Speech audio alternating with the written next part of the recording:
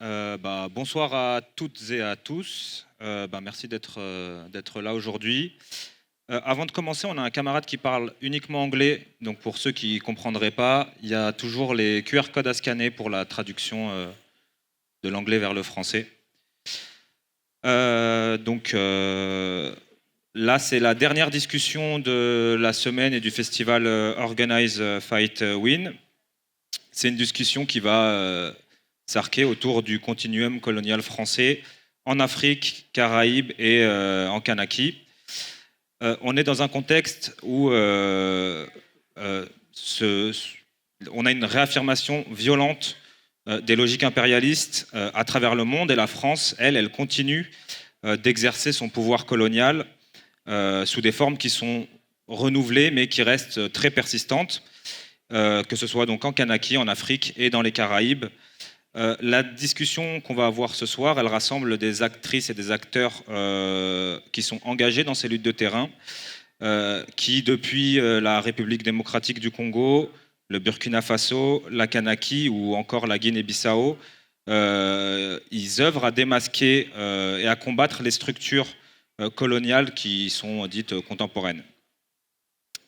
Du coup, c'est à partir de ces ancrages-là qu'on va vous proposer ce soir une discussion qui va avoir pour but de penser ensemble les continuités coloniales françaises et de nourrir des stratégies de résistance communes au sud comme ici au cœur des centres impérialistes. Et j'aurai donc avec moi Athéna pour co-animer cette discussion. Si tu veux te présenter rapidement et parler un petit peu du continuum. Bonjour, merci à tous pour votre présence. Donc moi je suis Athéna, je suis une membre active de la Ligue panafricaine Umoja, donc une association panafricaine donc c'est une organisation internationale et indépendante anti-impérialiste. Donc ici on va représenter la section France.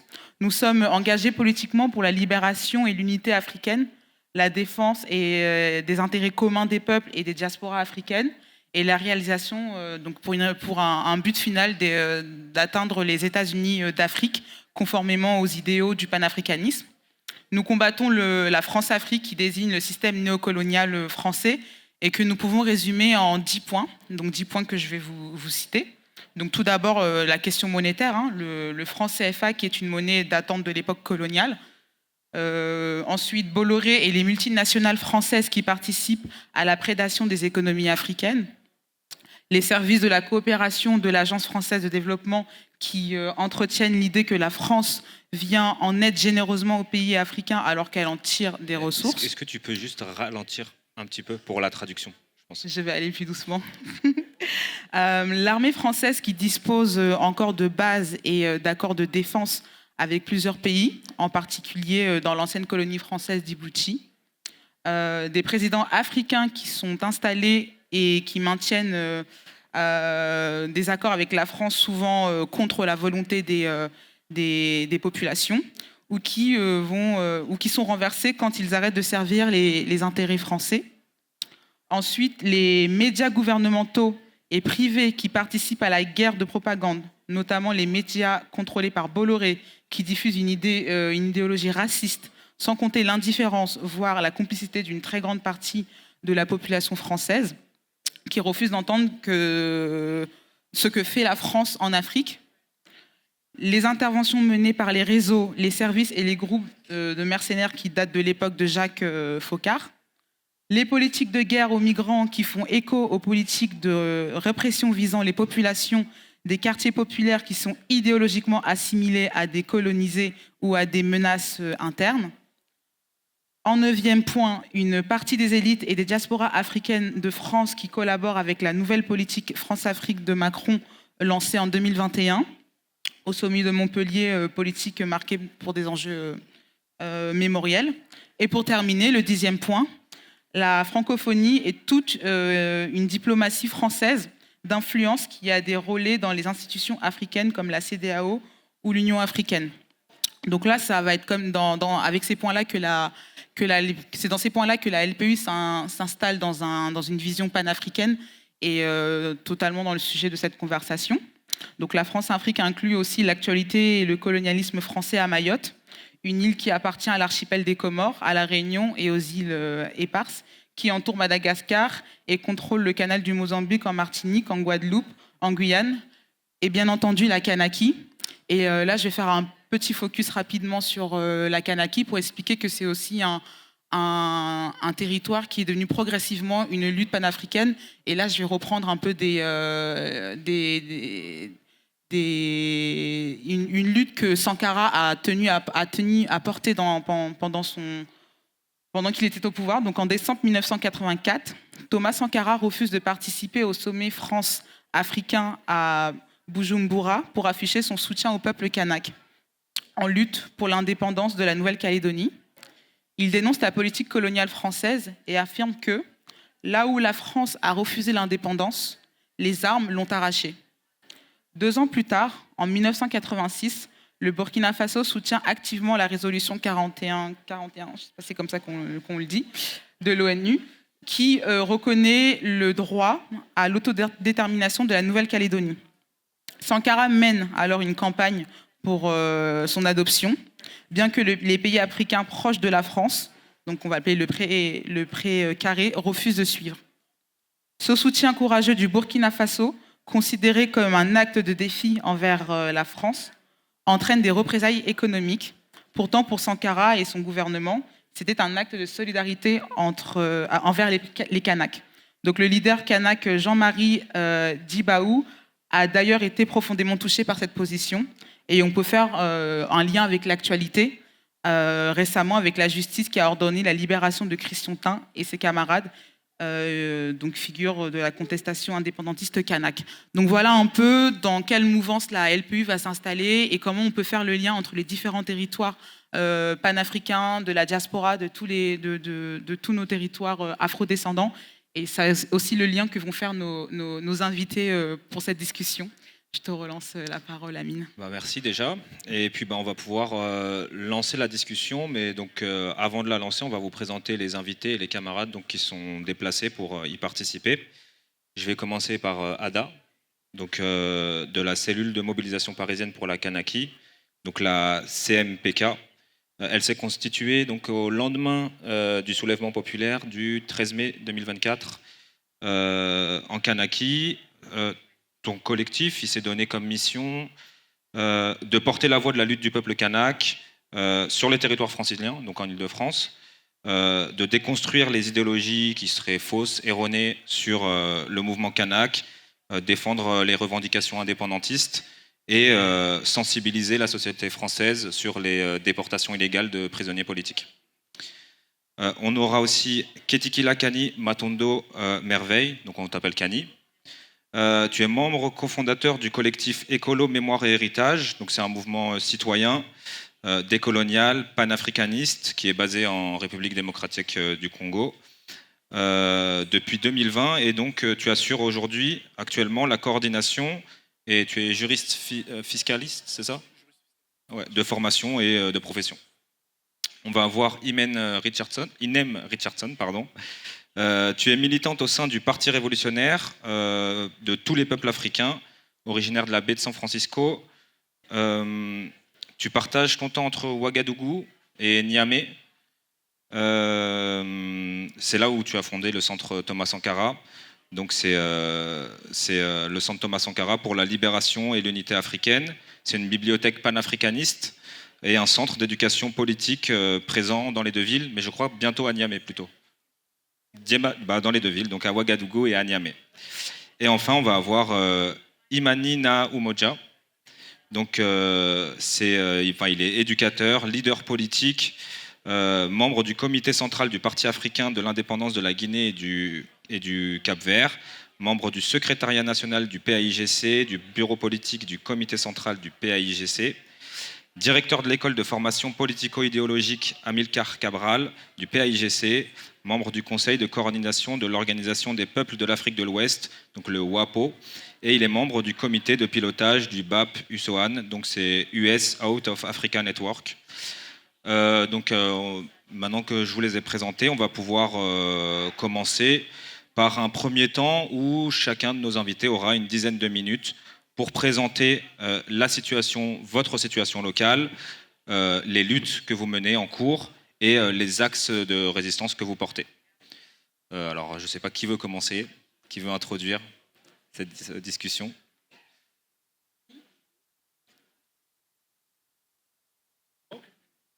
On va commencer par Imani.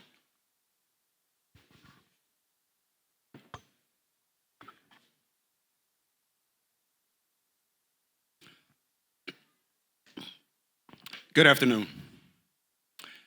Before we address the 3 questions that were given to us about the current situation in Guinea-Bissau, West Africa, and the resistance to resolve the challenges, as well as the role of international anti-imperialist fronts and what we can do right here in France in the belly of the beast, I would like to extend my heartfelt appreciation to the organizers of this conference, of this week of activities, those who spent many long nights preparing for the activities, for your courage inside of the belly of the beast. Thank you.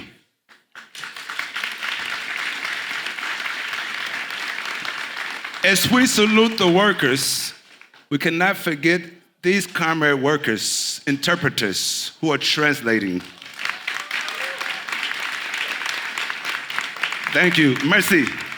Without you, we cannot understand each other. I don't know much French, but I do speak other language. My brother, my comrade Amin said I only speak English, but there are a few other languages that I speak. And one of them is called Creole in Guinea-Bissau. It's a very beautiful language. But I know a few words in French, so I would like to use those today if you don't mind. I would like for you to help me. I know how to say, Vive la Révolution! Vive la socialisme! I also know how to say, imperialism, avant. Neocolonialism, avant. Le capitalisme, la NATO, avant. Vive la peuple!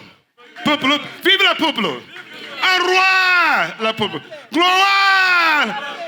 Total reference, the people are the fundamental reference of everything we do, everything we think, the people.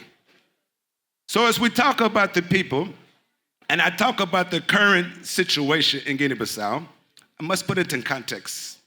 Because if I tell you that right now, that the people of Guinea-Bissau, the heroic people of Guinea-Bissau, are going through French neocolonial puppets terrorism, you might not understand. You might think that these are people who have just relaxed, who are cowards. If I tell you that the Supreme Court of Guinea-Bissau was captured by the French neocolonial puppet called Oumar Sissoko Embalo, you would say, why did these people, what are they doing? If I tell you that the house of the president of the Supreme Court of Guinea-Bissau was surrounded by armed masked men for 3 days and forced to resign, you say, well, what are the people doing? If I tell you that the term of office of this French neocolonial puppet ended in February on the 27th, but he's still there, you would say, what are we doing? Are we not doing anything? So it's important that we put it in context. But first, I would like to ask, how many of you have heard of Amilcar Cabral? Raise your hand. Amilcar Cabral. Okay, very few hands. Cabral teaches us that those who know must teach those of us who don't know. Because we're talking about international solidarity, international anti-imperialism. In order to have solidarity, we must know each other. I know Sister Comrade Inem. I know Sister Comrade Athena. So I have solidarity with them. Anything happens, I feel it. But there are people I don't know. If I don't have solidarity, if I don't know what's happening, I won't have solidarity.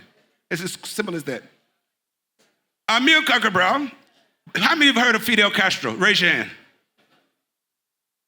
Okay.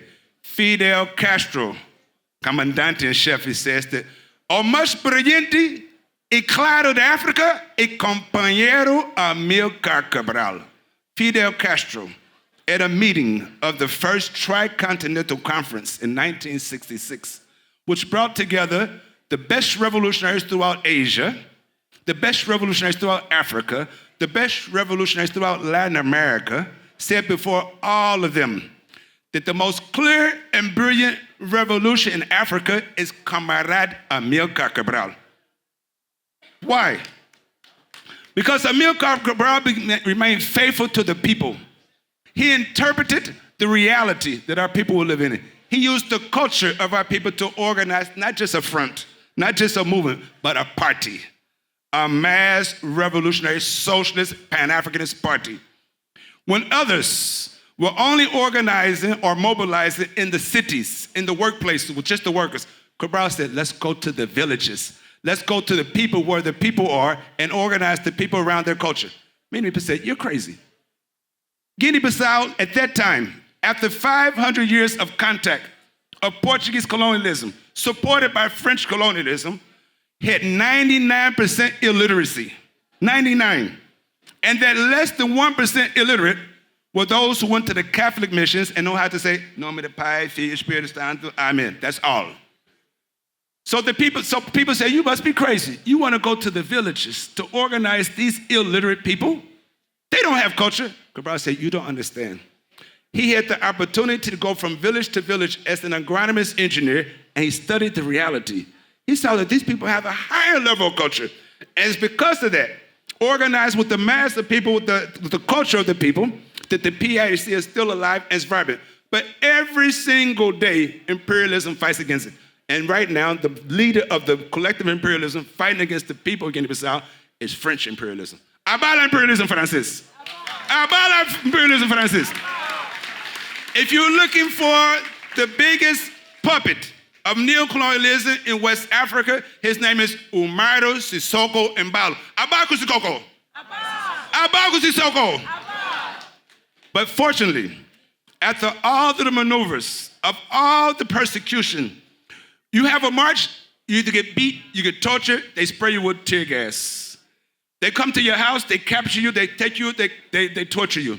With all of the repression that is used, the people are still there because the people are organized under the Mass Revolutionary Pan-Africanist Party, PIDC, with an ideology that comes from the people's culture, based upon materialism, that takes the best thoughts of Mao Zedong, Vladimir Lenin, Karl Marx, as well as Kwame Nkrumah, Sekou Touré, Fidel Castro, Che Guevara. So now what is happening right now? With this current context, the resistance, we're using every method possible except the armed struggle. But we did that before. When we did the armed struggle, that 99% illiterate beat not only Portuguese colonialism, but all of the NATO supporters from the United States of America to Canada, to England, to France, to West Germany. So we're not going through the armed struggle again now. We're using the organized confrontations. How does this fit into international struggles against imperialism? If you see that we're here, we're together with our comrades of the PAIGC. I would like to ask for our comrade to stand up so they can see them. Camaradas de PAIGC, Lambda. The party of Amilcar Cabral. We're here together with the comrades of the Parti Revolutionnaire Toute la Peuple Africaine. Please stand so they can see you too. These comrades are working together. There are others here who live here in France. So concretely, to organize with international anti-imperialism, we work together also with the World Anti-Imperialist Platform. We work together with, have you heard of the Organization in Solidarity of the Peoples of Africa, Latin America, and Asia? It was founded by Fidel Castro, Amilcar Cabral, Ho Chi Minh, Che Guevara, all the great revolutionaries in 1960. Cabral is one of those co-founders. We work with all those. So to begin, to add to the anti-imperialist struggle, don't start at zero. Let's come together. That's why we're here. Come together with those fronts that already exist to help increase their strength. And also serve as a factor of unity. So as I close, before we answer questions, I want to say that we're on the right path. We must be factors of unity. With all these different disputes that we hear about among the communist parties, among the socialist party, we must be the factor of unity to bring together on a daily basis to go against our primary enemy, which is imperialism, capitalism, Zionism, and with the international point, it's not just Palestine, the people of Palestine. Free, free Palestine! Free, free Palestine! Free, free but also support our comrades in Cuba in that blockade against this inhumane blockade led by the Yankees of the United States. Show our solidarity with the peoples of the Socialist United Party of Venezuela, PSUV. Show our solidarity on an active basis, on a daily basis with all these comrades, and together we win. So I close like I end. Prêt pour la révolution! Prêt pour la révolution! Ready for the revolution. Thank you. Merci beaucoup.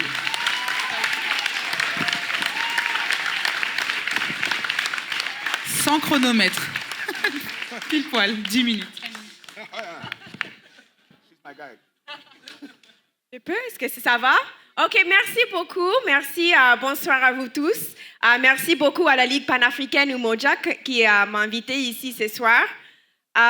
Pour commencer, je vais juste être très honnête et transparente avec vous. Je me sens actuellement beaucoup de pression sur moi parce que c'est une grande responsabilité que je tienne pour vous transmettre vraiment dans si peu de temps ce qui se passe réellement actuellement au sein de l'Alliance des États du Sahel.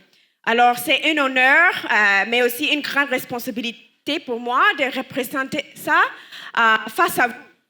Je ne sais pas si vous, ici, devant moi, pensez souvent de Burkina Faso, du Mali ou du Niger. Mais je peux dire qu'au sein de ces trois États, nous pensons chaque jour de la France. Chaque jour. Parce que ça fait partie de notre conquête pour la liberté. Il n'y a pas un jour qu'on ne pense pas de ce que la France nous a fait, ce que la France continue à faire et notre lutte. Alors peut-être ici, vous avez un certain privilège de ne pas connaître, de ne pas savoir, de ne pas avoir des actualités, mais nous n'avons pas ces privilèges. Nous devons étudier fortement ce pays ici, là où nous sommes. C'est difficile vraiment de savoir où commencer parce qu'il y a tellement de choses à dire concernant la situation actuelle à travers le Burkina Faso, le Mali et le Niger. Je peux dire qu'en 1968, Kwame Nkrumah, qui était un des grands leaders panafricains, a écrit un livre, ce n'est pas encore traduit en français malheureusement, c'est un travail pour vous, mais en anglais, le livre s'appelle The Handbook of Revolutionary Warfare. En français, c'est un peu comme le manuel de guerre révolutionnaire. Dans ce livre, il a divisé l'Afrique en 3 zones. Les zones fortement contrôlées par les ennemis, ce sont malheureusement jusqu'au présent la grande majorité du continent africain, ce qu'on appelle les néocolonies. Il a parlé des zones contestées. Ce sont des zones où il y a un pouvoir néocolonial qui contrôle l'État, mais il y a des forces armées révolutionnaires ou des forces organisées révolutionnaires en train de se battre fortement contre cet État. Par exemple, la Guinée-Bissau, pendant l'époque, était une zone contestée parce que le PAJC était prêt à conquérir leur libération nationale. Les autres pays comme l'Angola, Mozambique, le Zimbabwe, le Namibie, ils ont fait pareil. Et maintenant, il y a les zones libérées. Ce sont des zones où un régime fantoche a été renversé et qu'il y a maintenant un processus en place pour le développement économique, pour l'amélioration des conditions de travail et aussi pour la reprise de la souveraineté des puissances coloniales et impérialistes. Actuellement, en 2025, l'Alliance des États du Sahel est notre zone libérée en Afrique. C'est les zones qui correspondent avec ces 3 points que Kwame Nkrumah a élaborés en 1968. Depuis que je suis arrivée ici, j'ai entendu beaucoup de choses. Il y a certaines qui sont une manière, certaines qui sont d'une autre manière, beaucoup de scepticisme. Alors, je vais m'adresser aussi à certaines paroles que j'entends. Je peux dire déjà une des choses, une inquiétude que j'entends souvent depuis que je suis arrivée, c'est cette question de la démocratie. Démocratie. Le président Ibrahim Traoré, c'est pas démocratique. Tchani, c'est pas démocratique. Goïta, c'est pas démocratique. Ce sont des hommes militaires. Et je peux dire, honnêtement, ça me fait un peu mal d'entendre ça parce que souvent, j'entends une certaine parole de personnes qui sont bien éduquées politiquement en général et qui comprennent en fait le piège de ce qu'on appelle la démocratie bourgeoise. On ne peut pas oublier Vladimir Lénine, par exemple, il dit que chaque fois qu'on entend parler du mot démocratie, on doit demander pour quelle classe. Alors, il y a une certaine critique de démocratie bourgeoise qui a existé il y a très longtemps. Et on voit que l'Afrique, vraiment, c'est un continent qui a connu ça profondément parce qu'il y a des livres entiers qui sont écrits concernant ces élections troquées, tous ces pièges de manipulation. Nous voyons, par exemple, le Cameroun, où Paul Biya continue de chercher le pouvoir, le Togo, le pareil. Il y a tellement de pays où les gens pourraient se lever, manifester leur soutien pour la démocratie. Le Swaziland, une monarchie absolue sur le continent africain. Mais je trouve que c'est un peu malheureux que l'accent est vraiment mis sur l'Alliance des États du Sahel quand la question de démocratie se pose. Je suis une journaliste, je travaille pour un média qui s'appelle African Stream.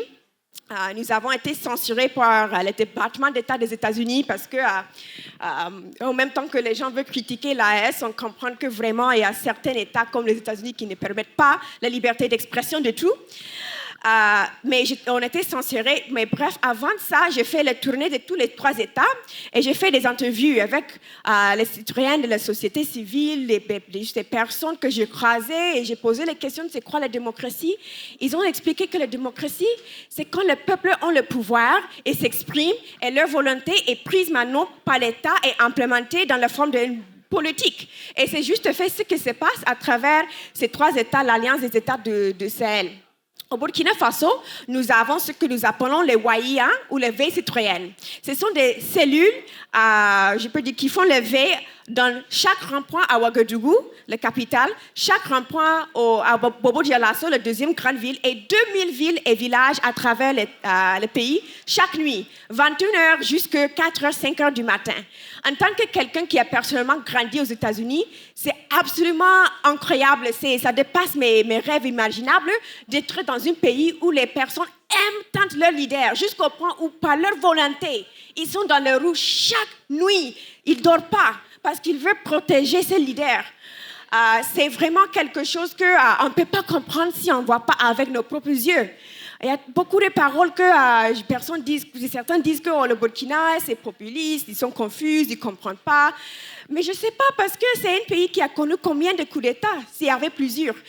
Les coups d'État ont produit des hommes les plus réactionnaires dans notre histoire, comme Blaise Compaoré, mais aussi les coups d'État ont produit quelques figures qui sont aussi les plus révolutionnaires que le monde a jamais connues, comme Thomas Sankara.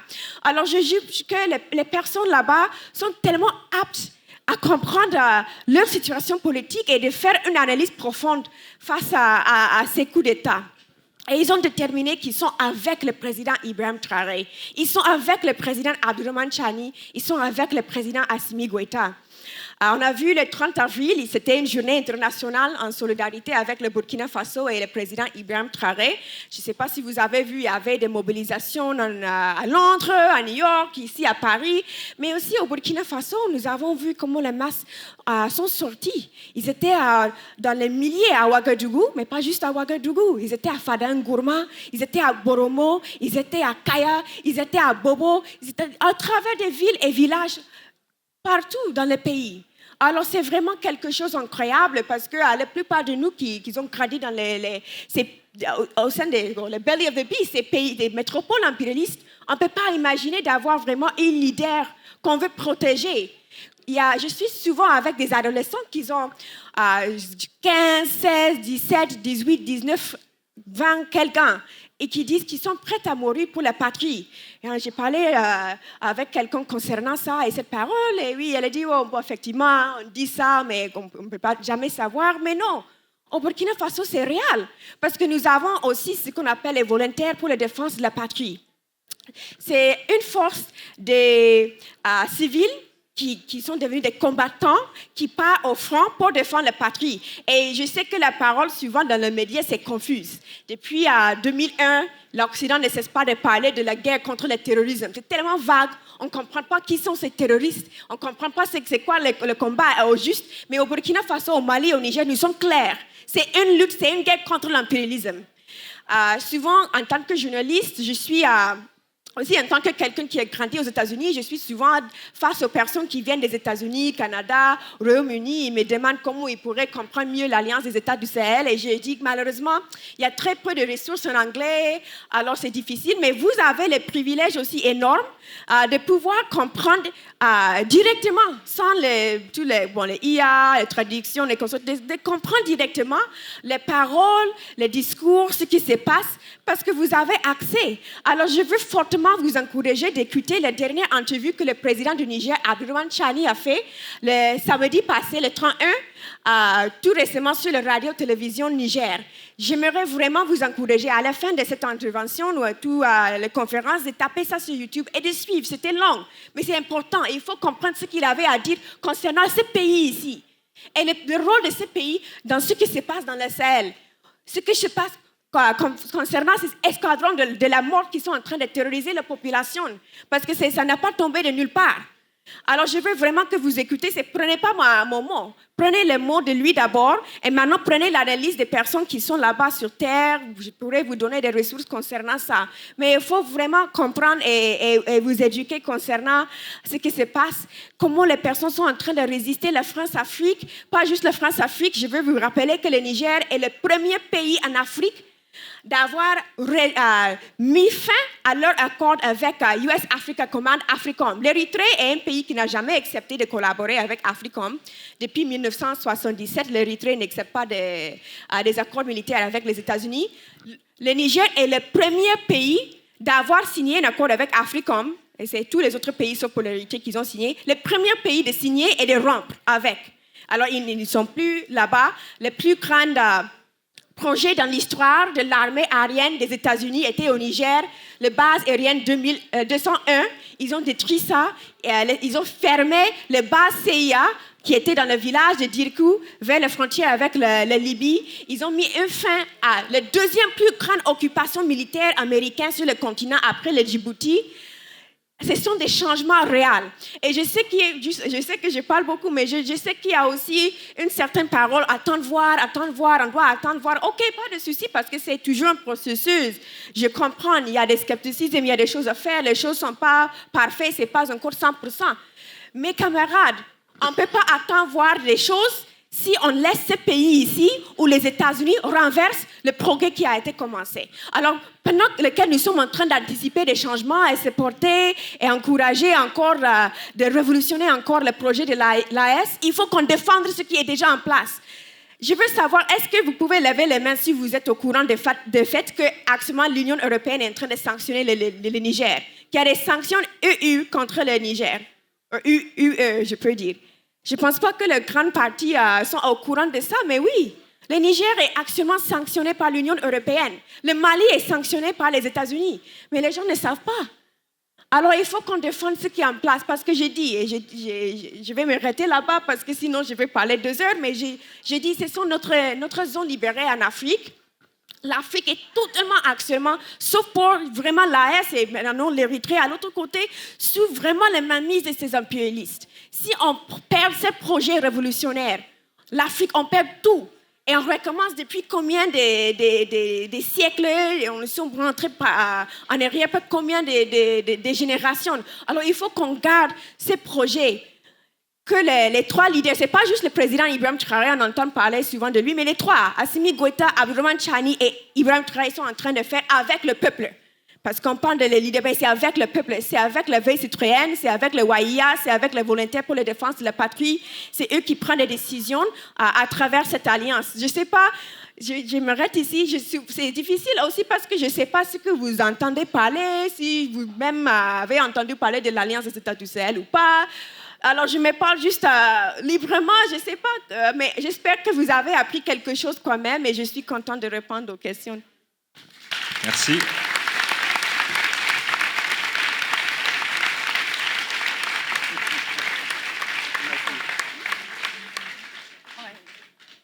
Bonjour, oh, vous m'entendez bien.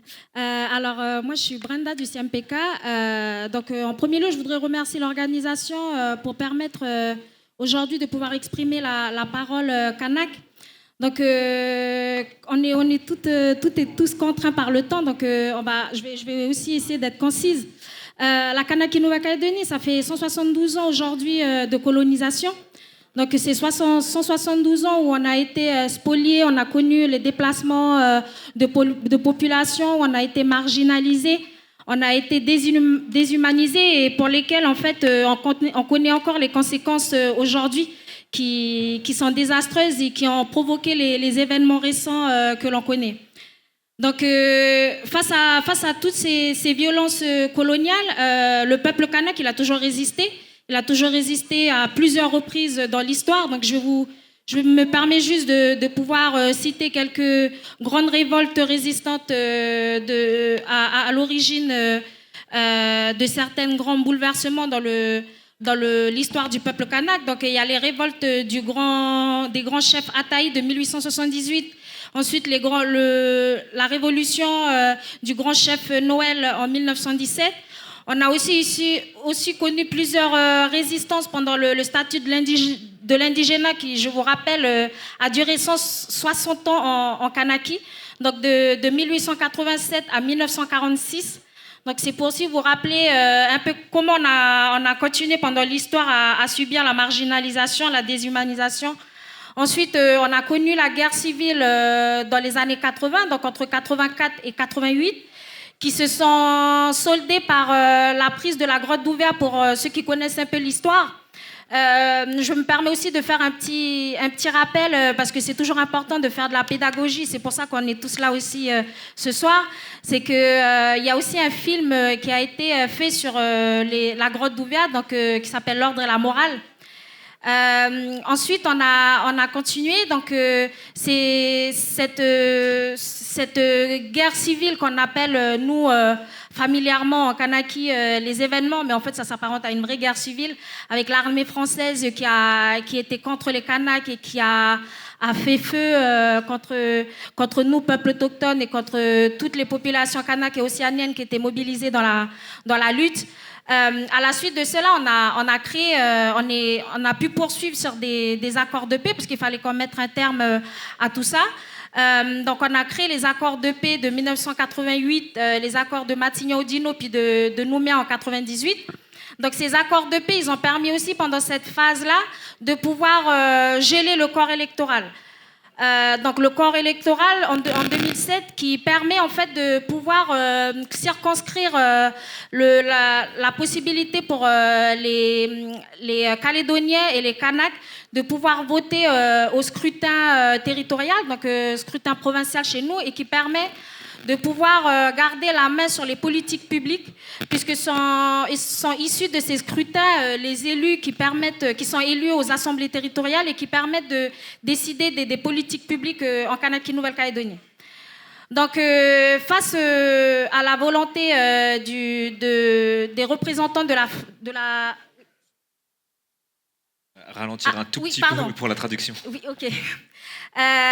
Donc, il y a les pro-colons et les pro-loyalistes en Kanaki Nouvelle-Calédonie qui essayent de dégeler le corps électoral, et du coup, nous Kanaks, se sent en danger parce que du coup, ça invisibilise un peu toutes les luttes qu'on a fait jusque-là, et que ça permet en fait de ouvrir le corps électoral à des gens qui sont arrivés de gré ou de force, ou même qui sont arrivés récemment en Kanaki Nouvelle-Calédonie, qui n'ont pas conscience des enjeux contemporains de notre territoire et de toutes les réalités locales qui existent. Donc on arrive au 13 mai 2024, et donc contre la volonté de l'État français de continuer sur le dégel, on a les organisations indépendantistes en Kanaki Nouvelle-Calédonie au travers de l'Union calédonienne, qui est une des grosses mouvances indépendantistes du Front de libération kanak et socialiste, qui va organiser des manifestations pacifiques via sa cellule opérationnelle, que la cellule de mobilisation des actions de terrain, la CCAT, et qui vont organiser des manifestations pacifiques pour un peu défendre l'idée selon laquelle on ne peut pas dégeler le corps électoral, parce qu'on est en train de provoquer la perte du poids électoral kanak qui aujourd'hui ne peut pas disparaître de cette manière-là, et on doit garder cette mainmise de pouvoir décider des politiques publiques et du devenir chez nous, sur notre territoire. Donc, vous savez tous que la colonie, enfin, l'État français n'écoutera pas nos multiples manifestations pacifiques. Il va, le 13 mai 2024, aller sur un rapport de force et aller à La Haye, à l'Assemblée nationale, faire le forcing pour la loi contre le dégel et voter la loi contre le dégel du corps électoral. Donc à la suite, tout de suite en Kanaki, il y aura une révolte qui va se soulever, une révolte populaire, majoritairement kanak, puis océanienne pour toutes les populations intéressées et qui portent aussi avec nous la cause indépendantiste.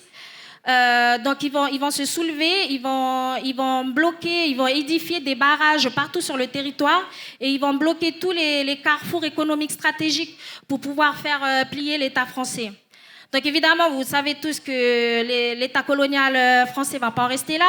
Elle va envoyer massivement le GIGN pour mater la révolte. On va connaître une période importante qui est encore d'actualité aujourd'hui, de militarisation massive du territoire. On va envoyer des forces armées et de la police dans tous les quartiers populaires pour mater les mobilisations, les barrages.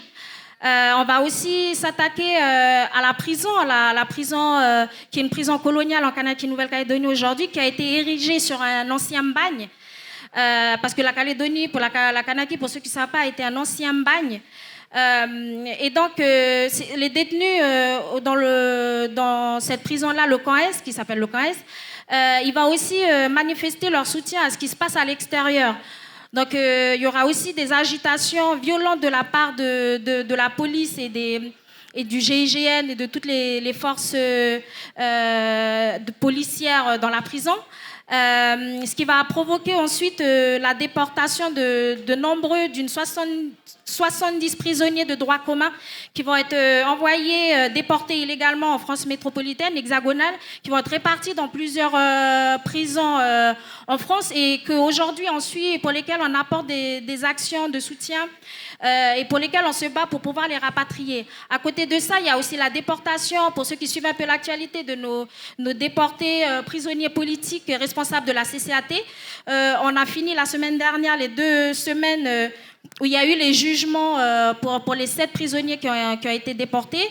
On a eu une nouvelle victoire parce que Fred Mouliava, qui s'est déjà exprimé sur ce plateau, a obtenu le retour en Kanaki Nouvelle-Calédonie. Donc c'est une première victoire pour nous. Le chemin il continue. Merci. 1 an plus tard, on y arrive, donc voilà, par la mobilisation, par la visibilisation, comme ce que je fais aujourd'hui.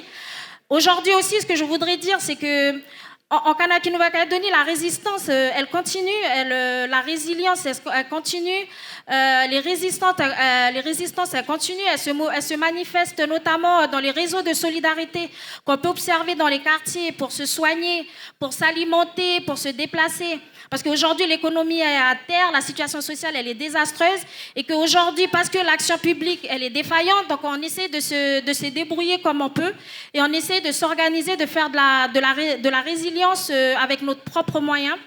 On fait aussi de la résistance et de la résilience contre les politiques publiques du camp non indépendantiste en Kanaki Nouvelle-Calédonie, qui aujourd'hui exercent de la ségrégation publique, dans les actions publiques, de la ségrégation dans les spatiales, dans la ségrégation sociale, parce qu'aujourd'hui, il y a des enfants qui ont des difficultés à s'inscrire dans les écoles. Aujourd'hui, on a des transports communs dans certains quartiers qui ne fonctionnent pas.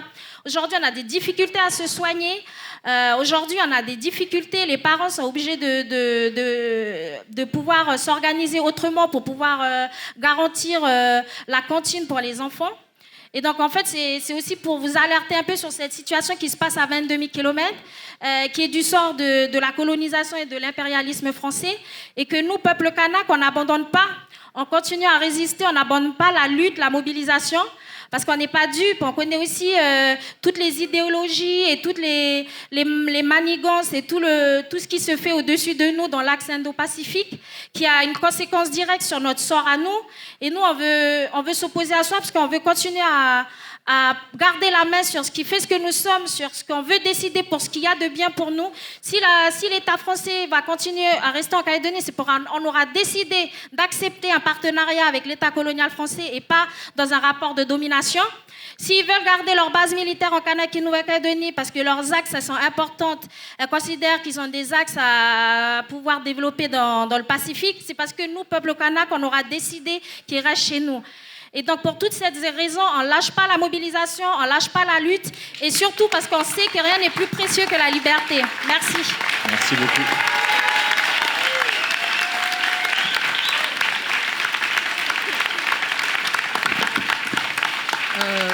Je tiens à remercier les intervenants qui sont assez bons sur le timing. Vous vous autogérez très bien. Et si Kani, tu peux faire un effort de parler quand même un peu doucement pour nos interprètes qui font un travail assez compliqué. Merci. Bonjour à tous et à toutes. C'est une tâche difficile de parler après 4 grands orateurs, mais je vais m'adapter. On ne peut pas comprendre la lutte et la résistance qui sont nôtres en tant que Congolais et Congolaises si on ne connaît pas l'histoire de notre peuple. Je viens du Congo, dont une partie d'où viennent mes parents a connu une déstabilisation colonialiste dès le XVe siècle par le royaume du Portugal sous la bénédiction de l'Église catholique, où on a vu le mariage des intérêts religieux et des intérêts économiques avancer ensemble, les esclaves et l'expansion du catholicisme, où on a appris aux Congolais à rejeter, à détruire les statues et les statuettes qui représentaient leur force ancestrale pour adopter le statut de la Vierge Marie et s'agenouiller, quand bien même j'aime l'histoire de Jésus et de la Vierge Marie. Je viens du Congo, dont la destinée, je peux dire, a été forgée à Berlin en 1885, en faisant de notre terre une terre de dépossession, d'oppression, d'exploitation et de déshumanisation pour des intérêts économiques, où le Congo est devenu une terre où on ne peut pas créer de la valeur ajoutée. On prend tout ce qui est richesse brute pour l'exportation, uniquement pour l'exportation. Et les soi-disant aides qui arrivent au Congo ne sont pas pour rendre le Congolais autonome, mais pour permettre à ce que toutes les richesses sortent que pour l'exportation. Dans le cadre de mon travail, il n'y a même pas 2 semaines, en tant que fiscaliste, il y a eu l'arrivée d'un navire au port de Matadi. On a déchargé 10 000 conteneurs de nourriture, alors qu'on a de terres agricoles arabes capables de nous rendre indépendants alimentairement. Et le Congo n'a exporté 5 000 conteneurs vides. Et à côté de moi, j'avais un collègue qui vient du Sénégal. Il m'a fait la blague, il dit « Merveille, vous qui êtes à Kinshasa, la vraie réalité de votre pays, elle est là. La balance est déficitaire. » Je viens d'une terre aussi, il faut se le dire, des résistants et des résistantes. Je viens d'une terre, d'une partie d'où viennent mes parents, où on a vu des femmes, je parlerai de la reine Jinga, je parlerai de Kimpa Vita, qui se sont levées contre le colonialisme et l'impérialisme portugais. Où on a vu de personnes comme Simo Kimbangu, comme Patrice Emery Lumumba, comme Pierre Moulélé, qui se sont battus pour organiser le peuple afin de mener une résistance pour la dignité et la liberté de notre peuple. Malheureusement, toutes ces personnes ont été assassinées.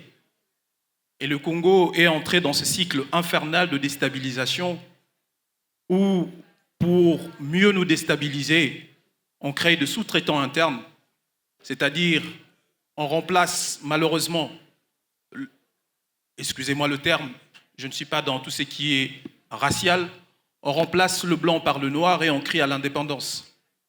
Et on aborde la question de l'indépendance du Congo du point de vue de l'avoir. En 1960, on disait que oui, les Congolais ont pu saboter leur indépendance, même si en réalité, tous nous le savons, pour ceux qui connaissent l'histoire de notre pays, que la France, la Belgique, les États-Unis ont tout fait pour détruire l'indépendance du Congo, en tuant les révolutionnaires, en qualifiant de nationalistes, de communistes, pour légitimer leur mort. Ok ? Et donc, on a fait de notre terre une terre de déstabilisation en prônant le fédéralisme, non pas pour mieux gérer nos terres, mais réellement pour séparer et régner. Et on arrive dans une situation où nous sommes totalement déstabilisés et les sous-traitants, des personnes qu'on a pensé occuper de postes qui ont été choisis à partir de Washington ou de Paris, deviennent de réels colonisateurs. Et malheureusement, les gens pensent que la colonisation, ce n'est que lié à un système ou à la couleur de la peau. C'est un système qui change d'acteur et qui n'a pas de couleur de peau.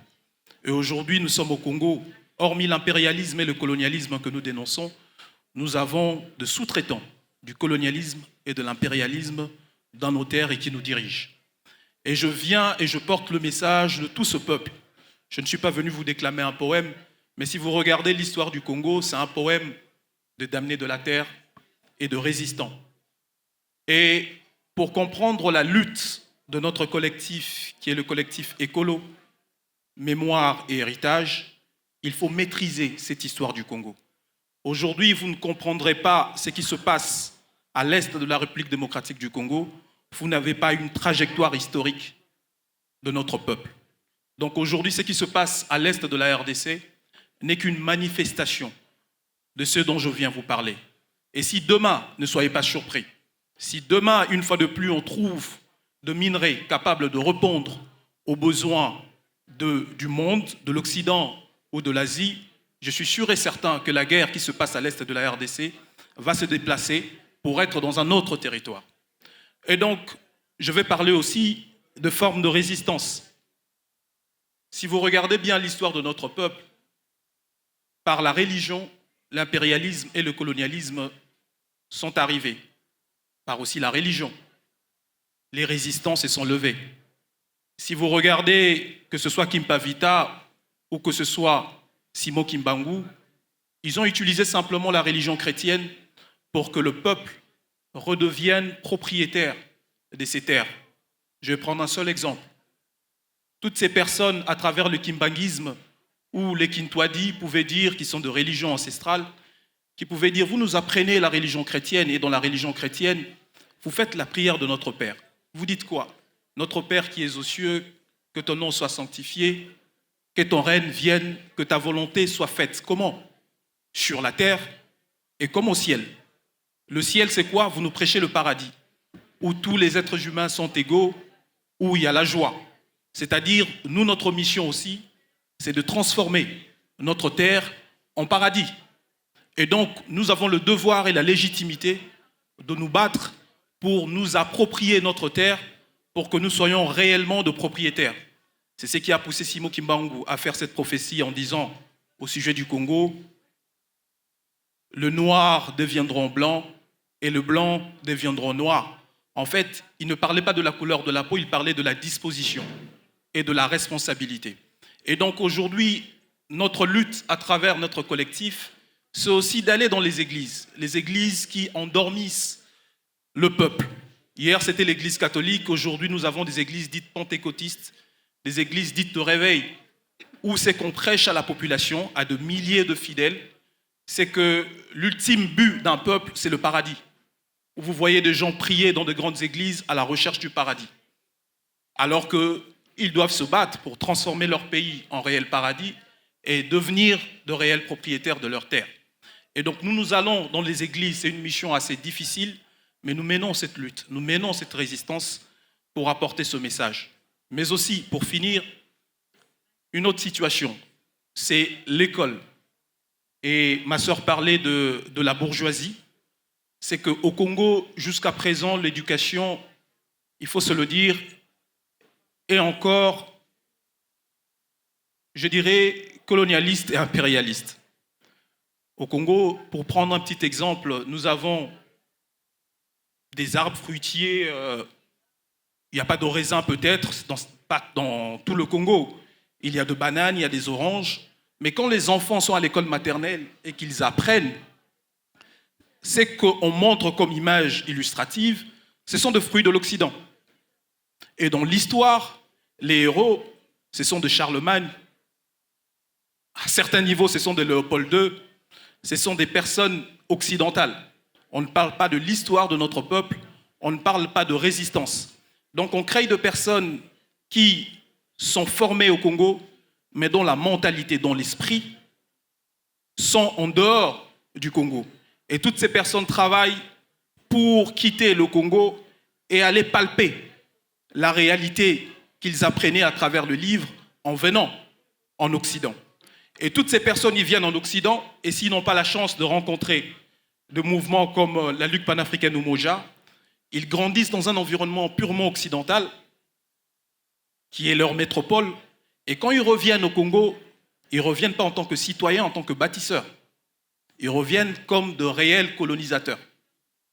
Ils viennent pour exploiter leur propre peuple, ils viennent avec leur réseau occidental, leur réseau français, non pas pour rendre leur peuple indépendant, mais pour assujettir davantage leur peuple. Donc on arrive à avoir une bourgeoisie nationale qui essaie de conserver ses intérêts au détriment du peuple. Donc nous, notre forme de résistance, c'est aussi de dire on va aller non seulement dans les églises, mais aussi dans les écoles, pour que nos enfants apprennent qu'on avait une idéologie de développement de notre peuple qui tourne autour de l'Ubuntu ou de Kimuntu. C'est que le chef n'est chef parce que la communauté existe. J'ai de la valeur parce que j'arrive à apporter quelque chose à une communauté, à des personnes au-delà de ma famille. Et ces valeurs existent dans notre communauté, c'est les Kimuntu. Donc voilà, de manière succincte, ce que je peux dire, c'est que nous faisons en tant que collectif en République démocratique du Congo.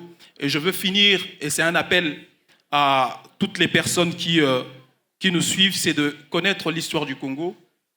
Je ne viens pas demander la pitié par rapport à ce qui se passe en République démocratique du Congo, mais que vous puissiez avoir de l'intérêt et que vous sachiez, si vous faites de la résistance pour la Palestine, vous devez aussi faire de la résistance pour le Congo. Parce que nous sommes tous, malheureusement pour l'instant, le peuple les damnés de la terre. Et nous devons tous travailler pour la libération, non pas du Congo, non pas de la Palestine, mais de l'humanité tout entière. Merci. Merci.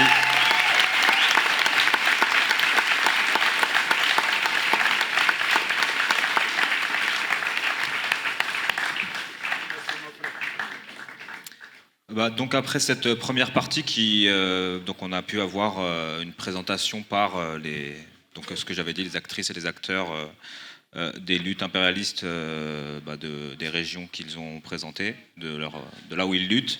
On va passer à une deuxième partie qui va être plus un moment de discussion collective et d'échange autour des stratégies communes à construire et à renforcer. Et la deuxième question, elle va être, on va dire, assez simple, mais assez compliquée aussi, c'est comment est-ce qu'on construit aujourd'hui un front anti-impérialiste, internationaliste, pour vous ?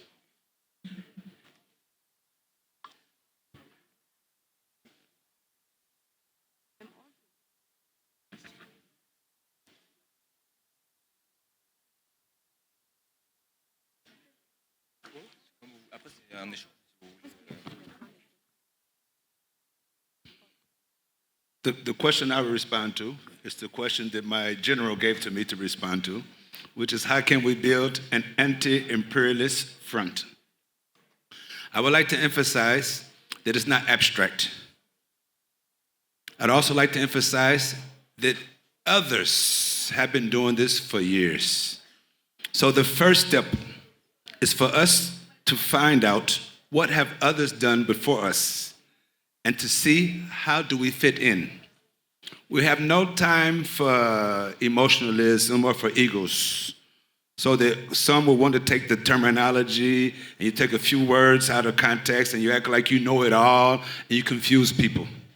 The number one enemy of the revolution is confusion. The number one enemy of the people is confusion. Anti-imperialism is on a global scale. So we'd like to start with concrete steps for you today here in Paris and those who come from other areas. You see this brother comrade sitting here, Amzat Bouhari. Can you please stand, my brother? Comrade Boudna, Chairman Edin. Stand. These are comrades you can have contact with today. So it's not abstract. These comrades have contacts in many parts of the world. And this comrade here, he's been into Guinea-Bissau with the PIGC, where he was able to go on the ground to work with the people. And then later we go on the international level to Greece with the anti-imperialists. He just came back from Haiti. So these are some concrete steps. The comrade I introduced you to earlier, Joe Mendy, stand again, from the PAIGC, the African Party of Independence of Guinea-Bissau. Anti-imperialists. This comrade sister sitting here belongs to the Parti Révolutionnaire de tout le peuple africain, the All-African People's Revolutionary Party. It's not theoretical. It's bringing together the revolutionary parties, not only in Africa, not only the PIGC in Guinea-Bissau, not only SWAPO in Namibia, not only ZANU in Zimbabwe. I shouldn't start naming the parties. Not only the revolutionary parties in Africa, but hand in hand with the anti-imperialist forces in the world, the concrete anti-imperialist. I mentioned earlier what is called the OSPAL. Have you ever heard of OSPAL, the Organization of Solidarity of the Peoples of Africa, Asia, and Latin America? Those who've heard of OSPAL, raise your hand. Where is its headquarters? Havana, Cuba. This is another step to take. That's an organization that has a lot of experience and a lot of context. They used to have, they still do, four representatives from each continent, Africa, Asia, and Latin America, and they sit inside of Havana, just like diplomats sit inside of Paris from different countries, or sit inside of Washington, D.C. And they have a lot of experience, a lot of conscience. You also have the Sao Paulo Forum. Who's heard of the Sao Paulo Forum? Where is it located? Sao Paulo. Where is Sao Paulo? In southern France. No. It's in Brazil. You also have what is called the ALBA movement, Alternativa Bolivariana por Nuestro Pueblo de Nossa América. De Nosso Pueblo de Nossa América. Named after Simon Bolivar, a great liberator, called the Bolivarian Alternative for the Peoples of our Americas. It was founded by Fidel Castro, Hugo Chavez, Evo Morales, these great revolutionaries, the one out of Rafael Correa, out of Ecuador. These are comrades who they have social movements throughout Latin America, not just in Southern America, all throughout the Americas, and they're in contact with revolutionaries in Africa. Earlier I mentioned, again now through Comrade Amstad and Comrade Boudna Chamis, we have another anti-imperialist platform where you have comrades out of Korea who are in the vanguard of this, but they're working with the communist parties of Europe, the communist parties of Latin America, the revolutionary parties of Africa, and they're honest, they're dedicated. So you have a number of comrades who are taking concrete steps already before us, or during the time of us, that you can fit into. So it must be concrete. But then we have to learn. To learn, we have to be honest and say, I don't know, but I want to know. Don't act like you know everything. We don't know everything. What we know is very little. That's why one of the first questions I asked was, who's ever heard of Amilcar Cabral? And most of you were honest, I never heard of him. But now I mentioned his name to you. You must learn about him, not because of a personality. We have no cult of the personality, because of the example that he represents. Do you know that several years ago, there was a survey asking about, since the beginning of all times, who are the leaders that had the most impact on history? The second name that was called to get 30-some% of the vote was Amilcar Cabral. And you never heard of him. And this is a person that throughout the world people said he has most impact. He had more impact than the richest man in the world at that time, Mansa Musa, who was one of the richest person in the history of all time. But he was in the seventh place. Cabral, who was poor like me, had no money in his pocket, he was chosen as second person. We know more why. He has because of the example that he represents in the anti-imperialist struggle. So let's learn about these comrades. Have you heard of Sekou Touré? Those who've heard of Sekou Touré, raise your hand. What was he, a dictator? He hated the Fulani, he did this, that, and the other? Because of the French propaganda? No. Sekou Touré was an honest, clear revolutionary. He left a lot of writings behind. But the French imperialist propaganda who tried to confuse us to think he was a dictator. He has a lot of directions to get to us in the anti-imperialist struggle. Kwame Nkrumah. Who's heard of Kwame Nkrumah? Osajifo. Same thing here. He's one of the people who helped found the Ostpalen. It was Che Guevara who left Cuba, who went to Algeria, what would you call the Mecca of the revolution, Algeria. And then from there he went to Ghana, quietly, to Winneba, and that's where they organized the planning committee for the first Tricontinental Conference. What about Mehdi Ben Barka? Mehdi Ben Barka, out of Morocco, the traveling revolutionary salesman, who was chosen inside of Ghana to be the president of this planning committee. So comrades, in short, I'm saying the concrete steps have been taken for a long time. Don't let anybody confuse you. Everywhere the oppression has happened, resistance has always been there. Always. We just don't know about it. And it's our responsibility to know about that.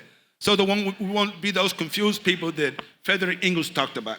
Those people who call themselves Marxists, they just learn a few things about Marxism, they act like they know everything about it, and they're zealous, and they confuse people. Abash with them. Abba. The so-called know-it-alls, they're ignorant, they don't know anything, they think they know everything. So this is what we think we should do. We should be serious, make sure we have constant communications and systematic coordination. Our enemy, we must tell the truth, learn the truth about the enemy has systematic communications. They're in contact with each other on a regular basis. NATO is organized. Of course, it's falling, but it's organized, which is why we want to invite comrades who are here to go to Amsterdam at the end of this month when they have the NATO summit, and let's show them the power of the people. We're not afraid of them. They're going to be afraid of us. So we need to be more organized than them. We were talking earlier about communications. In order to think, you have to have information. But tell the truth. Where do you get your information from? Tell the truth. Most of you turn on RFI, France 24, BBC, Dutch Welle. I mean, is that true? It's true. So and even in some countries that we consider to be revolutionary, you wake up in the morning and you get bomb blast. And sometimes the worst thing to do is when you go to sleep with the radio on, the television on. You wake up, you think, and you don't think about anything because you don't have the right information. But look at our alternative medias, they're growing. Like our sister comrade mentioned, Africa Stream. Okay, we're excited. They got these thousands of followers. But the imperialist forces got millions of followers. They have it in every language, in Fulani, in Hausa, in Yoruba, in Swahili, everything. That's our responsibility too, to make sure we organize the media, because that's the one that's penetrating the minds of our people. And if you penetrate the minds, you penetrate the consciousness. So in a nutshell, we got a lot of work to do. But the first step for us, even though the first steps have already been taken, for us to fit in and learn what has been done and be in contact with each other. That's why we ask these comrades to stand. So, you have concrete comrades who are with us. So we're more powerful, we're together. So we have at least comrades who are organized here with us together. And now let's add on to that. And let's get rid of these ethnocentric ideas, Eurocentrism. You think everything because it was happening here in France or it's happening in this part of Europe, that's the world. No, there's a whole lot more going on in the revolution in Africa and in Latin America and in Asia. So and all the different islands and the different oceans. So let's organize, let's communicate with each other in a nutshell.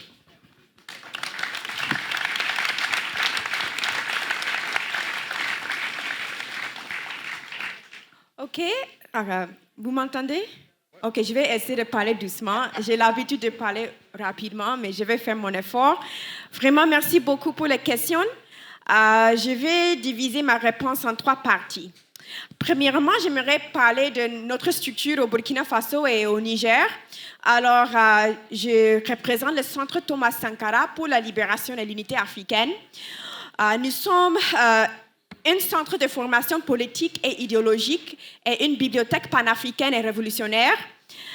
Thomas Sankara, il a une citation fameuse où il a dit que un militaire sans formation politique et idéologique est un criminel en puissance.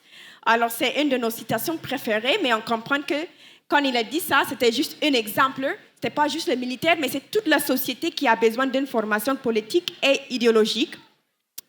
Nous sommes fondés sur 4 principes que nous avons identifiés comme les bases de la pensée de Thomas Sankara. C'est le panafricanisme, l'anti-impérialisme, l'émancipation des femmes et le socialisme scientifique. Nous avons actuellement 4 cercles d'études qui sont comme nos cellules de formation politique idéologique qui se rencontrent chaque semaine, 2 au Burkina Faso, 2 à Niamey. Et nous avons une bibliothèque avec des livres panafricains, socialistes, révolutionnaires, anti-impérialistes. Et nos bibliothèques sont ouvertes 5 jours de la semaine.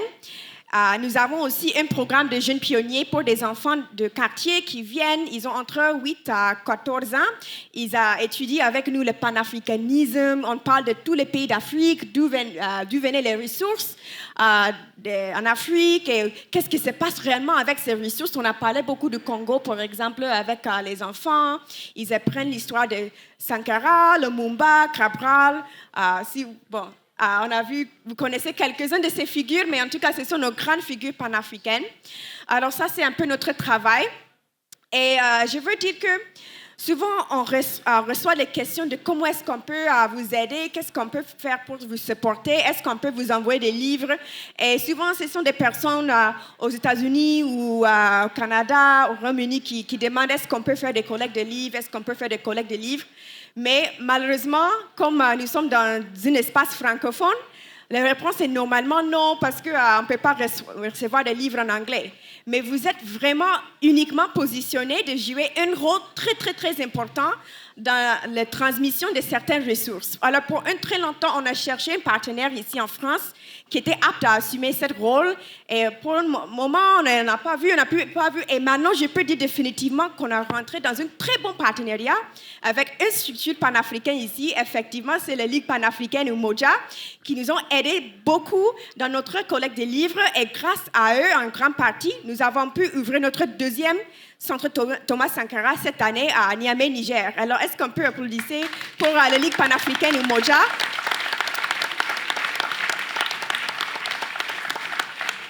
Parce qu'honnêtement, je pense qu'il y a beaucoup de choses qui semblent être normales, peut-être sont normales pour vous, mais malheureusement, dans le monde dans lequel nous sommes, ce n'est pas normal partout. Par exemple, ici, il y a beaucoup de livres qui se vendent. Il y a Amilcar Cabral, j'ai vu ses discours qui sont là. Il y a des livres qui parlent beaucoup de livres révolutionnaires. Palestine, j'ai pris quelques livres que mon camarade tient pour moi ici. Imaginez que vous êtes dans un contexte où ces livres ne se vendent pas. Mais vous pouvez être en Afrique et vous ne pouvez même pas trouver des livres écrits par des grands panafricanistes. On ne peut même pas trouver souvent les discours de Thomas Sankara dans son propre pays. Alors, c'est ça que nous sommes en train de s'adresser. Et nous faisons un effort de vraiment collecter plusieurs copies, plusieurs exemplaires. Parce qu'imaginez, toute la population de Paris n'a qu'une seule copie de Thomas Sankara parle pour partager entre vous tous, la population de 2 millions ou quelques personnes. Alors, nous sommes vraiment en train de faire comme une grande collecte de livres pour amener ces livres actuellement à Ouagadougou et à Niamey. Et je peux dire que c'est grâce à la solidarité internationale, grâce à nos camarades dans la Ligue panafricaine Umoja, mais aussi à des camarades à travers le monde, que ici, pendant mon séjour en France, je vais probablement remplir 3-4 valises de livres. Et nous n'avons pas comme... je ne sais pas, une fondation qui est en train de nous financer, un État ou quelque chose. C'est vraiment le crowdfunding, des collectes de fonds, des personnes solidaires avec nous qui me permettent de faire des grands achats de livres ici et de transporter ces livres. Alors, je pense que ça, c'est un rôle très, très concret et clair que vous pouvez faire ici en France pour aider les mouvements à travers l'Afrique. Le Centre Thomas Sankara n'est que juste un exemple. Alors, si vous vous intéressez à ça, il faut contacter des camarades ici qui font partie de la Ligue panafricaine Umoja, parce que ça fait beaucoup pour nous. Et aussi, nous sommes sur des réseaux sociaux. Burkina Books est notre nom sur Instagram. Et si vous voulez rejoindre notre Patreon pour nous supporter chaque mois, c'est patreon.com Burkina Books. Alors, comme j'ai dit, c'est vraiment, on n'a pas comme un financement si ce n'est pas juste la solidarité. Alors, ça, c'est un exemple. L'autre chose que je veux dire maintenant, et c'est ce que j'avais dit avant, qui est le fait que vous êtes uniquement positionné de suivre dans une manière réelle et directe ce qui se passe au sein de l'AS. Alors, comme j'ai dit, souvent, je suis en train de parler avec des soi-disant anglophones et je dis, oh, bon, malheureusement, je n'ai pas trop de ressources pour vous. On fait notre effort de traduire des choses, mais vous avez vraiment la capacité de suivre en réel temps ce qui se passe au sein de cet espace. Alors, comme je dis, je vais répéter, s'il vous plaît, il faut écouter la dernière interview du président Abdourahmane Chani. Si vous ne pouvez pas écrire ça, il faut juste se rappeler T-I-A-N-I. OK, Chani, T-I-A-N-I. Juste tapez ça et vous allez voir le Radio-Télévision Niger, ce qu'il a dit le samedi passé, le 31, concernant le rôle de la France dans le soutien, avec le soutien du terrorisme dans le Sahel. Alors, prenez pas mes mots, écoutez-lui directement. Et vous avez la capacité de suivre la Radio-Télévision Burkina. Souvent, je pense que ces médias locaux sont marginalisés, ou on pense que si quelque chose n'est pas un média qui sort d'un État impérialiste, ou si ce n'est pas créé pour cibler un public là-bas, que ça ne vaut pas la peine. Non, mais il y a beaucoup de choses que vous pouvez suivre pour avoir ces informations. C'est rare que j'ai l'occasion de dire ça à un public, mais vous avez vraiment la capacité. Et aussi, juste une dernière chose que je veux dire. Il y a quelque chose, une théorie développée par, effectivement, Amilcar Cabral, qui a parlé de ce qui... d'une idée, un concept qui s'appelle le suicide de classe. En fait, nous sommes en train de discuter à travers sur ces interventions un monde qui a été construit il y a 400-500 ans sur la base de l'exploitation de l'Afrique, à l'exploitation du Sud, pour le développement d'un petit coin du monde qu'on appelle l'Europe occidentale, maintenant aussi les États-Unis, le Canada. Et il faut que les changements réels, il faut qu'on crée des changements réels et ça prend vraiment un certain sacrifice. Il faut qu'on réfléchisse sur quel monde, dans quel monde nous voulons vivre. Alors, nous avons écouté notre camarade qui représentait le Soudan. Elle a parlé de gomme arabique.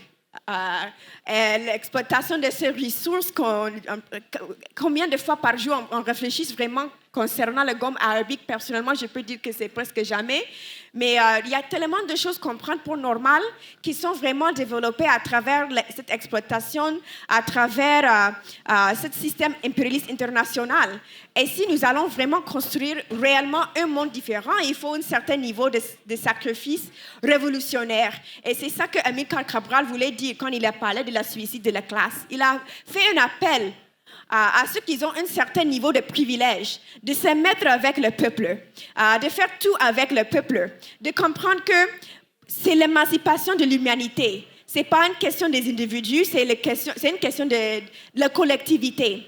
Alors, j'aimerais bien que ici, surtout, vous étudiez en fait cette idée qu'il a élaborée. Comme j'ai dit, j'ai vu ces discours qui se vendent ici. Alors, il faut regarder Amilcar Cabral qui est sur une de ces tables.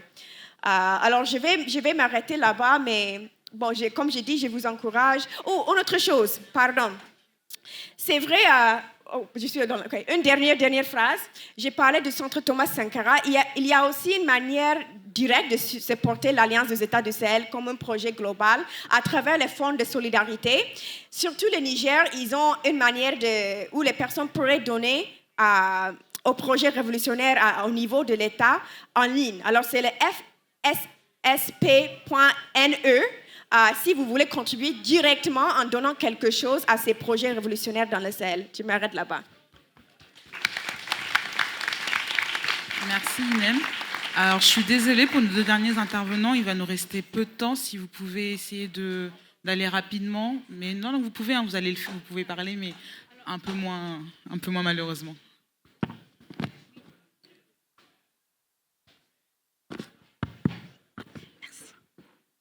Je vais être très, très rapide sur la question parce que les deux camarades, effectivement, ils ont bien développé déjà le sujet.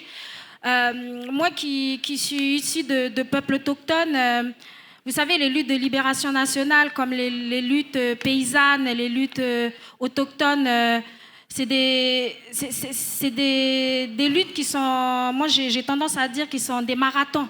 Donc, en fait, c'est important que l'éveil soit mobilisé et on continue systématiquement.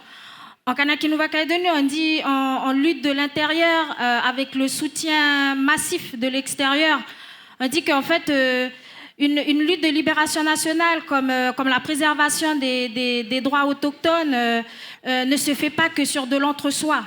Il faut qu'on s'ouvre, il faut qu'on arrive à obtenir le soutien, il faut que l'extérieur, ils arrivent à comprendre aussi les modalités, les conditions de notre lutte. C'est pour ça qu'aujourd'hui, nous, on vient marcher, on vient faire flotter le drapeau avec les camarades palestiniens parce que nous sommes victimes, tout comme eux, de la violence coloniale. C'est important aujourd'hui de se dire qu'on ne peut pas s'indigner de manière ponctuelle. On ne peut pas, au moment où ça pète en octobre pour la Palestine, on manifeste en France sur 2 mois, sur 2-3 mois, et puis après, il n'y a plus rien. C'est la même chose en Kanak-Nouvelle-Calédonie. Il y a de la manifestation importante en France hexagonale. Il y a de l'indignation ponctuelle, mais sur le long terme, ensuite, c'est compliqué. Et en fait, si on veut gagner sur le long terme, il faut qu'il y ait une mobilisation massive sur le long terme. C'est exactement la même chose pour le Congo. On vient s'inscrire dans la convergence de lutte, c'est qu'on doit s'indigner à la fois pour les Kanaks, à la fois pour les Palestiniens, à la fois pour le Congo, pour le Soudan, pour Ouest Papua dans le Pacifique Sud. Donc c'est comme ça comment on doit mener les choses. Il faut que nos luttes elles soient interconnectées pour qu'on soit beaucoup plus forts. Et je voudrais aussi terminer par dire que effectivement nous on se réunit là ce soir. On se réunit aussi dans une espèce d'entre-soi parce qu'on se réunit dans un milieu militant. Et qu'en fait, si on veut faire avancer les choses, il faut aussi qu'on sorte de ça, qu'on arrive à aller chercher les nôtres qui sont pas forcément au courant de ce qui se passe pourtant dans les territoires d'outre-mer avec la vie chère en Martinique, en Guadeloupe ou dans les départements d'outre-mer, de ce qui se passe en Kanaki, de ce qui se passe en Polynésie française. Et donc, pour pouvoir gagner et aller être une force en soi, c'est important qu'on puisse mobiliser toutes les couches de la population. Et moi, je termine juste par un mot en disant, quand l'État colonial va frapper en Kanaki ou que l'État colonial va frapper sur tous les terrains dans le monde, il parle au nom du peuple français. Donc c'est notre responsabilité, à vous en premier lieu ici, et puis à nous de manière globale en qualité de Français. Ils parlent en notre nom quand ils vont tuer, quand ils vont s'attaquer, quand ils vont sur tous les théâtres de guerre. Voilà. Merci.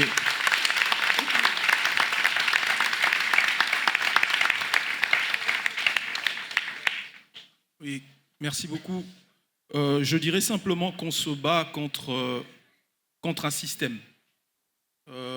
Et la réponse doit être également systémique. On a parlé de la solidarité. Et moi, ici, je tiens à remercier la Ligue panafricaine Umoja, via nos camarades, notamment Hamzat Boukari, qui, à chaque fois qu'on essaie de le déranger pour la formation de nos militants en République démocratique du Congo, n'hésite pas à intervenir. Et je vais vous partager aussi une expérience en parlant de l'éducation et de l'école, des universités, parce qu'on comprend que ce système impérialiste et colonialiste passe aussi à travers l'éducation. C'est à travers les écoles, c'est à travers les universités qu'on forge, on forme de futurs impérialistes et de futurs colonialistes. Et nous, on a eu la chance, à Kinshasa, on fait de visites guidées, c'est-à-dire qu'on arrive à faire passer de messages historiques, la connaissance de l'histoire via l'espace public. Et je veux partager un témoignage parce qu'on a eu la chance d'une dame de nationalité française qui a un fort réseau dans une école internationale, dont je ne citerai pas la nationalité, mais vous avez la petite idée, et qui, après la visite guidée, s'est rendu compte qu'il y avait un réel problème. C'est que ces petits-enfants étudiaient en RDC, dans une école internationale, mais ils ne connaissaient rien de la RDC du point de vue historique, voire même rien de l'Afrique. Et en se rendant compte, elle constate que l'histoire qu'on enseigne à ces enfants, c'est malheureusement une histoire qui arrive à distiller encore une pensée impérialiste et colonialiste.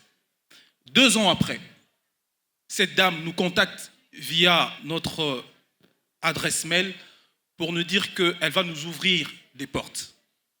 Donc elle nous dit, je veux faire en sorte que vous puissiez arriver à intervenir pour apporter l'histoire de résistants africains, voire même panafricanistes, dans cette école internationale. Ça a pris 1 année pour qu'elle arrive à convaincre l'institution, cette école internationale.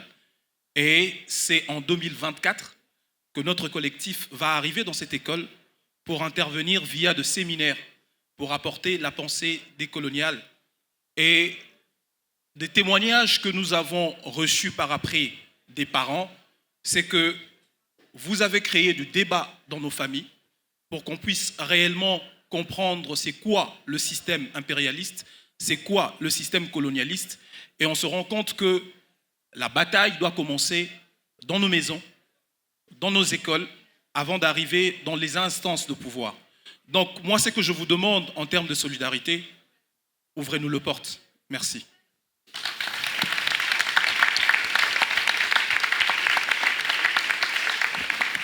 Alors, il devait y avoir un temps de discussion, mais je suis désolé, mais en fait, on n'a plus du tout le temps.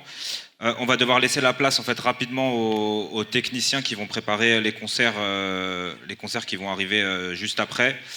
Tout ce que je peux vous dire, c'est que si vous voulez continuer à discuter de manière informelle sur ces sujets-là, faites-le.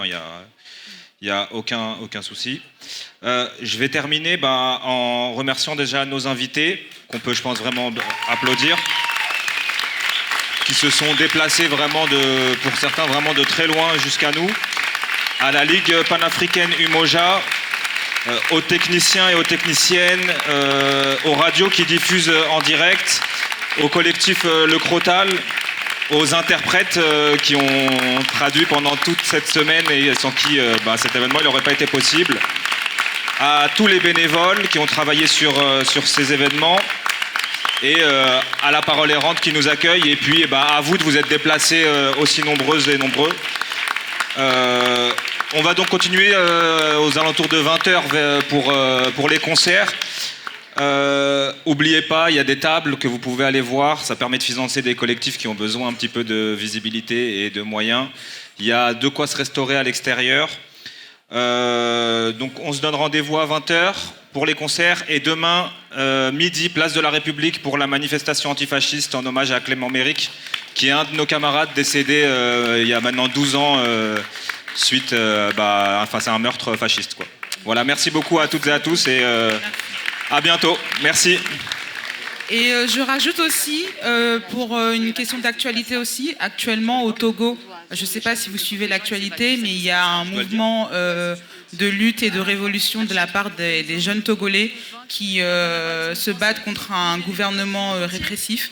Donc voilà, c'est toujours cette mouvance panafricaine, c'est de suivre l'actualité parce que mine de rien, il n'y a jamais un mouvement qui nous surprend, c'est des choses qui existent et qui se multiplient dans chaque pays et on ne peut plus dire qu'on est surpris de voir ce genre d'événements arriver, mais à nous maintenant de les soutenir. Et aussi pour les personnes qui voudraient soutenir la LPU d'un point de vue financier, nous suivons un petit groupe, 15 jeunes du parc, des jeunes du parc de Belleville, les mineurs isolés qui ont été exclus de la gaieté lyrique il y a maintenant 2 mois et demi. Si vous voulez nous faire des dons, que ce soit des dons financiers ou des vêtements ou alimentaires, vous pouvez vous diriger vers la page Instagram LPU Section France. Et voilà, ces dons nous permettent de financer soit de la nourriture, soit de les aider dans leur démarche administrative, pour soit légaliser leur situation ou quand ils passent devant des instances, ou alors les héberger quand on peut trouver de l'argent pour un hébergement rapide. Voilà, merci.